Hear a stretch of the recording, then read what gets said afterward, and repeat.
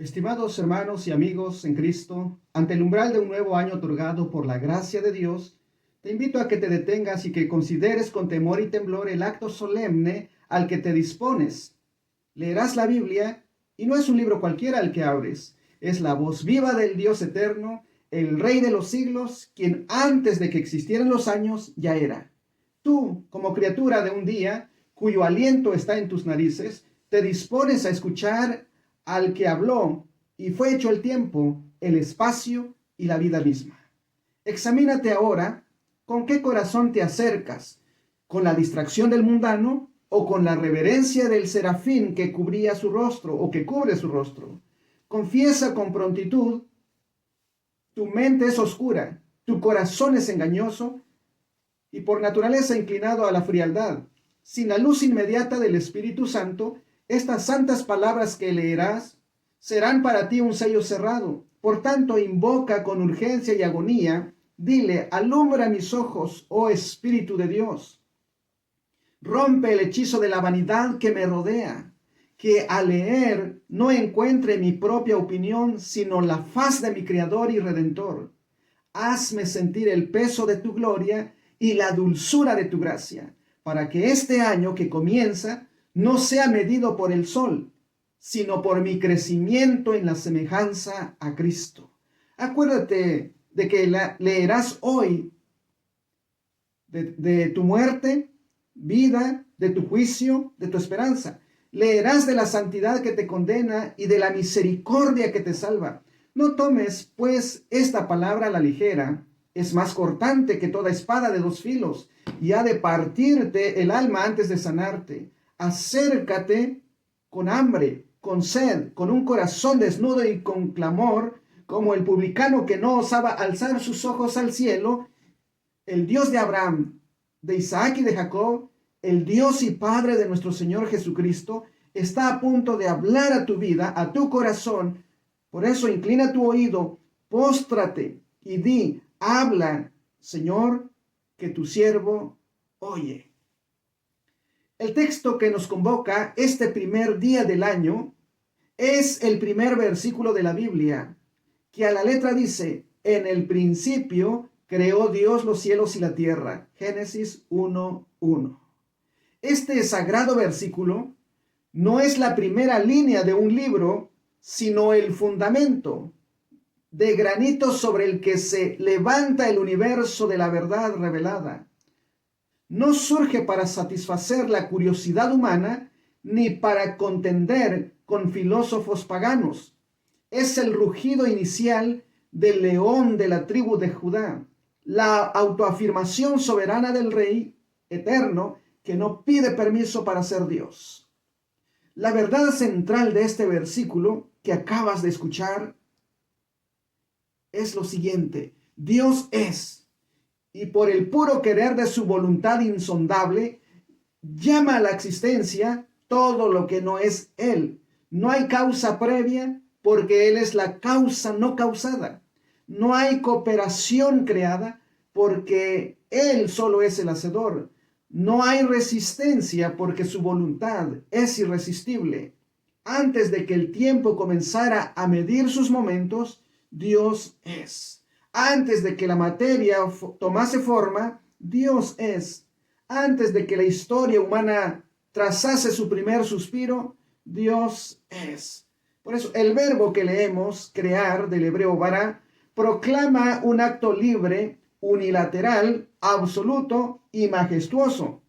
Dios no coopera con nada preexistente, pues nada existía.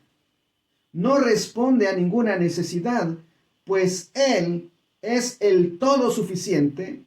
Dios no depende de ningún poder ajeno, pues Él es la fuente de todo poder. Todo lo visible, el inmenso teatro de los cielos y de todo lo invisible, el mundo de los espíritus, debe su ser, su forma y su propósito exclusivamente al decreto eterno de la voluntad divina. En nuestro texto, Dios es revelado y Dios es santo y trascendente. Por eso el texto debe desgarrar tu corazón, porque revela a Dios en su majestuosidad, Él es eterno. Cuando dice en el principio, presupone y declara que Él no tiene origen, tampoco tiene fin.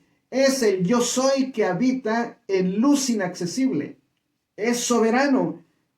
Él creó y es el acto del monarca absoluto que no consulta, no delibera con criatura alguna. Su palabra es el decreto que establece la realidad. Dios es trascendente, por eso no forma parte del cosmos.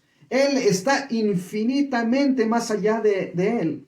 El cosmos depende totalmente de Él, como la sombra depende del cuerpo, pero Él no depende del cosmos en lo más mínimo. Dios es todopoderoso. Los cielos y la tierra fueron creados por Él. La totalidad de lo creado existen porque Dios habló. Su poder no encontró límite. Su sabiduría no encontró o no halló obstáculo. Y aquí se debe clavar esta verdad en tu conciencia, porque es una verdad innegociable. Dios es por naturaleza distinto de su creación. No es una versión magnificada del hombre, ni un ser superior en un espectro de seres. Dios es el santo de los santos, apartado, separado infinitamente de la criatura por la insondable hondura de su ser. Su santidad se manifiesta en esta incomparabilidad absoluta. Nosotros somos criaturas y Él es el creador. Nosotros somos contingentes. Podríamos no haber nacido y Él es Dios. Él es necesario. No puede no ser. Nosotros recibimos el ser, es decir, nuestra existencia prestado. Él es el ser mismo y Él subsiste por sí mismo. Y nosotros dependemos totalmente de Él. Este versículo, mi amado oyente, no se acerca con un saludo a tu corazón, sino que avanza como un verdugo celestial.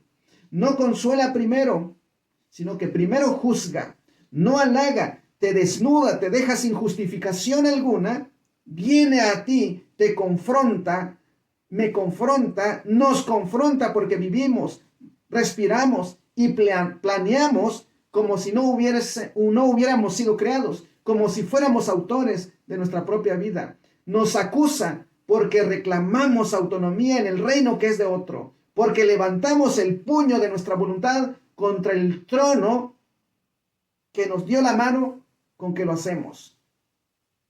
Nos deja sin refugio porque revela que toda nuestra vida, cada pensamiento secreto, cada palabra que expresamos ociosamente, cada acto escondido ocurre delante de los ojos de aquel cuya sola palabra nos sostiene en la existencia. Estimados hermanos, amigos, escucha bien, tú no eres el principio, tu vida no es tuya, es un préstamo administrado. Nosotros no somos la medida, nuestras opiniones son polvo ante su decreto. No somos el centro. El universo no gira alrededor de nuestros anhelos, sino de su gloria. De su gloria. Toda irreverencia, toda ligereza en las cosas divinas nace del olvido práctico de este versículo de Génesis 1:1. Toda soberbia humana, desde la del filósofo hasta la del mendigo, es una negación activa, una blasfemia práctica contra este texto. Toda falsa seguridad, todo refugio de mentiras, se derrumba como casa de arena cuando la marea de esta verdad golpea. Somos criaturas y estamos delante de nuestro Creador soberano. ¿Quién oye estas palabras y no tiembla? Quien lee la Escritura, las lee y su corazón no se encoge de santo temor, aún no ha entendido con quién está tratando. Está jugando con rayos, bostezando ante un volcán. Estimados hermanos, amigos, este texto que nos muestra el abismo infinito entre el Creador y la criatura, Dios es santo y la criatura culpable. Nos conduce por la fuerza a Cristo, porque es el dedo acusador que apunta al único Cordero. Por eso tú y yo necesitamos absolutamente a Cristo. El Nuevo Testamento declara con unísono celestial en Juan 1:3 y Colosenses 1:16 que todas las cosas fueron creadas por medio del Hijo y para Él. Esto es maravilloso. El Creador eterno, el Verbo por quien fueron hechos los mundos, entró en su propia creación. El Dios que dio origen a los cielos y la tierra se envolvió, por decirlo así, en el paño de la humanidad. Se hizo criatura para rescatar a criaturas rebeldes como tú y yo. Cristo, y solo Cristo, responde al problema mortal que Génesis 1:1 expone. ¿Cómo puedes tú, cómo puedo yo y cómo puede el pecador manchado y rebelde existir delante de su Creador santo sin ser reducido a ceniza? La respuesta no es reforma moral, ni una nueva página, ni mérito humano acumulado. Es justificación por la obra sustitutiva y perfecta del Dios hombre que es Jesucristo. Y Cristo, hermanos, es el santo que cargó sobre su alma la culpa infinita de quienes negaron, deshonraron y profanaron la creación de su Padre. Cristo es el justo, nos imputa su justicia perfecta, nos viste con el manto de su obediencia perfecta. Él no vino primero como ejemplo. Eso hubiera sido nuestra condena, sino que Él vino como sustituto y eso fue nuestra salvación. No vino a mejorar al hombre caído, eso sería como poner flores en un cadáver. Él vino a justificar al impío y eso es dar vida a los muertos. Solo en Cristo, clavado a su cruz y levantado en su resurrección, podemos estar delante del Dios de Génesis 1:1 sin ser consumidos por el fuego de su santidad. Él es el lugar propiciatorio, Él es el velo rasgado, el nuevo y vivo camino que nos conduce al Padre. Hermanos y amigos, quiero invitarles a cada uno de ustedes a pensar que no estamos leyendo un texto neutro. No estamos leyendo un mero dato arqueológico. Este versículo nos agarra por el cuello y nos coloca aquí y ahora delante del Dios vivo y verdadero, del Dios de la Biblia. No hay tierra neutral. O vivimos como criaturas rendidas en adoración humilde y obediencia amorosa a este Dios creador, o seguimos actuando como usurpadores en un reino que no es nuestro, acumulando ira para el día de la ira, indicado o señalado por el apóstol Pablo en la epístola a los Romanos, capítulo 2. Por tanto, tú y yo somos llamados con voz que no admite demora al arrepentimiento genuino. Somos llamados al arrepentimiento genuino, a dejar de vivir como si Dios fuera un accesorio opcional en nuestra vida. Es decir, un afeite espiritual. Somos llamados a abandonar toda pretensión de autosuficiencia, a doblar nuestras rodillas, a abandonar toda pretensión de autosuficiencia y confesar: he aquí, soy indigno, soy criatura y criatura rebelde. Y decir: Señor, ten misericordia de mí. Somos llamados a la fe salvadora, no como un acto autónomo de nuestra voluntad no regenerada, porque la fe no la producimos nosotros mismos, sino que la fe es un don soberano del Espíritu que nos es concedido cuando, muertos en delitos y pecados, somos vivificados juntamente con Cristo. La obediencia que sigue no nos hace hijos. Somos llamados a la obediencia porque revela que ya lo somos por la gracia adoptiva. Somos llamados al descanso en su soberanía, es decir, a descansar en la soberanía de Dios, porque el Dios que creó todas las cosas de la nada es el mismo que sustenta el universo con la palabra de su poder y es el mismo que sostiene irrevocablemente la salvación de los que ha redimido.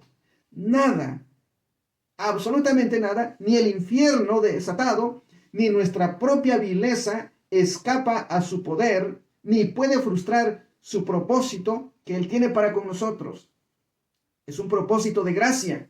Por eso tú, hermano, hermana, amigo que me escuchas, No necesitas más información. Tú necesitas reconciliación con tu Creador si no has estado caminando en comunión con el Señor.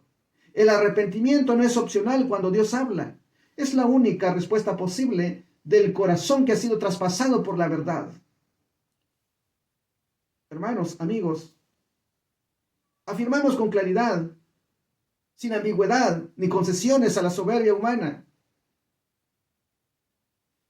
El Espíritu Santo obra en nosotros, regenera al pecador. Y la regeneración es el nuevo nacimiento de lo alto, es obra soberana, irresistible y misteriosa del Espíritu Santo. El hueso seco no decide revestirse de carne, es el Espíritu quien lo hace. El Espíritu Santo da convicción de pecado. Y la convicción de pecado es ese dolor santo que lleva a la vida. No es mera culpa psicológica, sino obra quirúrgica del mismo Espíritu. El Espíritu Santo nos da la fe salvadora. Y esa fe salvadora es como la mano para asirse de Cristo. La fe no es una semilla que brota del suelo natural del corazón. La fe salvadora es un don precioso que viene del cielo por el Espíritu Santo. El Espíritu Santo nos hace perseverar hasta el final. El Espíritu Santo nos lleva a puerto seguro. No es nuestra tenacidad, sino la preservación fiel del Espíritu que nos selló.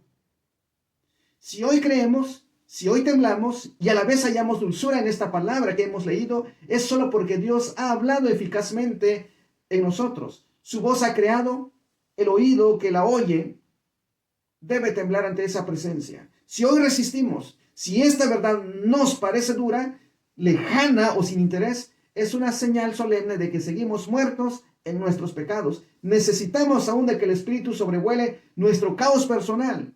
Confiamos, pues, no en la firmeza de nuestra respuesta, sino en la fidelidad de su obra comenzada en nosotros. Por tanto, hermanos, amigos, proclamamos desde el polvo, pero con autoridad de la verdad revelada en este precioso pasaje. Recuerda, Dios es santo y su santidad es el fuego que consume tu ídolo. Dios es justo y su justicia exige y ha obtenido plena satisfacción en la cruz, allá en el Gólgota, cuando el Señor Jesucristo entregó su cuerpo en rescate por muchos. Dios es misericordioso y su misericordia se glorifica en salvar a los más indignos como tú y yo. Cristo es suficiente. Su sangre limpia toda mancha. Su justicia cubre toda desnudez. Recuerda, el pecado nos despojó de todo bien espiritual. Pero ahora el Espíritu aplica perfectamente la obra redentora de Cristo y nos viste. El Espíritu aplica sin error y sin pérdida la obra redentora hasta el día final. Toda la creación, escucha bien, desde el ángel más glorioso hasta el átomo más ínfimo, existe y canta para la gloria de Dios. Toda la redención, desde el decreto eterno hasta la glorificación del último santo, se despliega y culmina para la gloria de Dios. Por eso decimos a Él, al Dios Trino y Uno, Padre, Hijo y Espíritu Santo, sea el dominio, la alabanza y la gloria por los siglos de los siglos. Amén y amén. Hermanos, amigos, después de haber escuchado esta reflexión, ahora que has estado en el atrio del Santísimo, ¿qué harás con lo que has oído? No basta con que la luz haya brillado hoy, debes andar en la luz. No basta con que la verdad te haya conmovido, debe transformarte. El conocimiento que no se traduce en piedad es la sombra de la muerte. Mira el año, mira atrás este año que ha pasado, como un vapor se desvanece. Y ahora mira adelante el año que se extiende como un campo que tu Dios te da para labrar. ¿Con qué herramientas trabajarás? ¿Con las débiles cañas de tus propios propósitos? ¿O con las promesas de acero de este libro que hoy has leído? Toma pues la palabra como tu mapa en el desierto, tu espada en la batalla, tu pan en el hambre y tu título de herencia en la esperanza. Resuélvete, hermano, hermana, en la fuerza que Cristo provee, a que cada día de este año 2026 sea un diálogo con esta palabra, que ella sea el primer consultor en tu duda, el primer consuelo en tu aflicción y el primer corrector en tu error. Y sobre todo, que cada página te impulse hacia Cristo, el autor y consumador de la fe, quien es el alfa y la omega, el principio y el fin, el mismo ayer, hoy y por todos los siglos. Cierra este libro con una oración que brote de lo profundo de tu corazón y dile: Señor, que lo leído en este primer día del año no se aloje en mi entendimiento, sino que enraíce en mi afecto y florezca en mi conducta. Guarda mi alma de la hipocresía de amar la verdad en el papel y negarla en la práctica. Sella para hoy una promesa, reprende un pecado, afianza un paso, y cuando los días de este año hayan terminado, que me encuentre más cerca de ti, habiendo sido moldeado por tu voz y sostenido por tu diestra. A ti, Padre, Hijo y Espíritu Santo, bendita Trinidad, sea el dominio, la obediencia y la gloria, ahora y para siempre. Amén. Que el Señor te bendiga y te guarde. Nos vemos en el siguiente mensaje. Hasta entonces.